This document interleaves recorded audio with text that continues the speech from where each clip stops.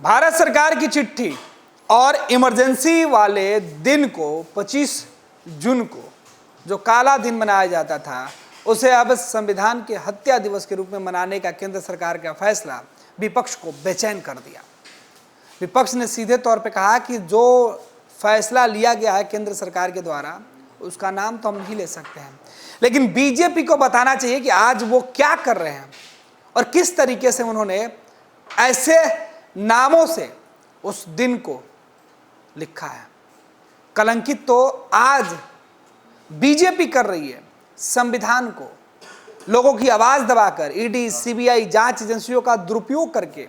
और ये लोग बोलने के अधिकार कैसे रखते हैं, इनके पास बोलने का हक क्या है। शुरुआत में आज ही से दिखने लगा टकराहट, जिसकी हम चर्चा कर रहे थे कि संसद के सत्र में, बजट सत्र में जो मुद्दा है वो गरमाएगा। विपक्ष अपने ऊपर लगे आरोपों में ही इस कदर उलझे रहेंगे कि सरकार से सीधे जनहित के मुद्दों पर कोई सवाल ही नहीं कर पाएंगे। विशेष सत्र में जो विपक्ष बीजेपी पर भारी पड़ते हुए दिखाई पड़ रहा था, जो नीट पेपर लीक मामले पर, अग्निवीर के मामले पर, देश के अंदर जो अन्य जरूरतों के मुद्दे पर, महंगाई के मुद्दों पर सरकार को घेर कर बैकफुट पर लाने की तैयारी कर रहा था, वो विपक्ष अब खुद बैकफुट पर दिखाई पड़ रहा। अब दलील और सफाई दोनों आने लगी है। राजद की तरफ से प्रतिक्रिया आई है कांग्रेस के बाद। देखिए क्या कुछ कह रहे हैं मनोज झा। कह रहे हैं कि हमने तो अमित शाह जी के जो गृह मंत्री हैं उनके पत्र को देखा है, चिट्ठी जो उनका आदेश है वो देखा हमने। देख के तो यही लग रहा है कि संविधान को रौंदने वाले लोग इस तरीके की बातें कैसे कर सकते हैं। देखिए कौन बोल रहे हैं ये, अभी मैंने देखा गृह मंत्री जी का, कैसे बोल पा रहे हैं भाई। आप लोगों ने तो खुद ही संविधान को तहस नहस करके रख दिया, उसके मर्म को आहत करके रख दिया। चुने हुए प्रतिनिधियों को जेल में रखे, ह्यूमन राइट एक्टिविस्ट जेल में है, फादर स्टैन स्वामी दुनिया से चले गए। आपने तो ईडी आईटी सीबीआई के माध्यम से संविधान के पन्नों को तार तार कर दिया। मैं हत्या फिर भी नहीं बोलूंगा, क्योंकि इस तरह के शब्द आपके वैचारिक रुझान के हैं। मैं तो आपसे आग्रह करूंगा, शहीद दिवस 30 जनवरी हमारे बापू की हत्या हुई थी, उसको कहिए गांधी हत्या दिवस। और जिस व्यक्ति ने किया था उसके वैचारिक सांगठनिक रुझान को सामने लाइए, स्वीकार करिए।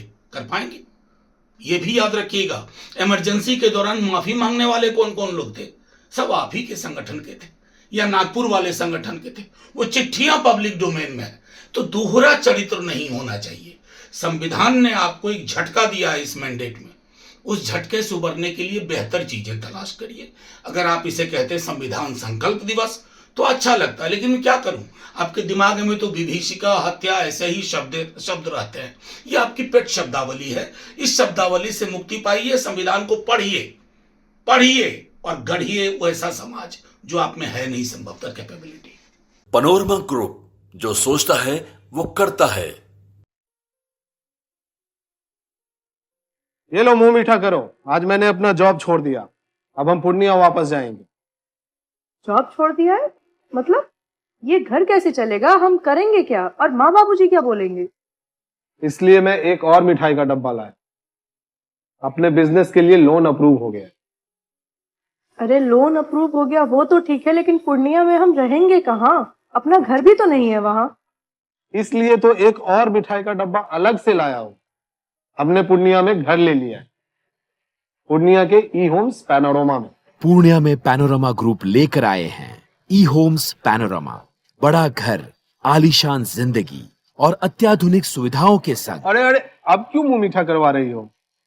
क्योंकि हम घर वापसी जो कर रहे हैं। घर वापसी की खुशी पूर्णिया में ई होम्स पैनोरमा के संग।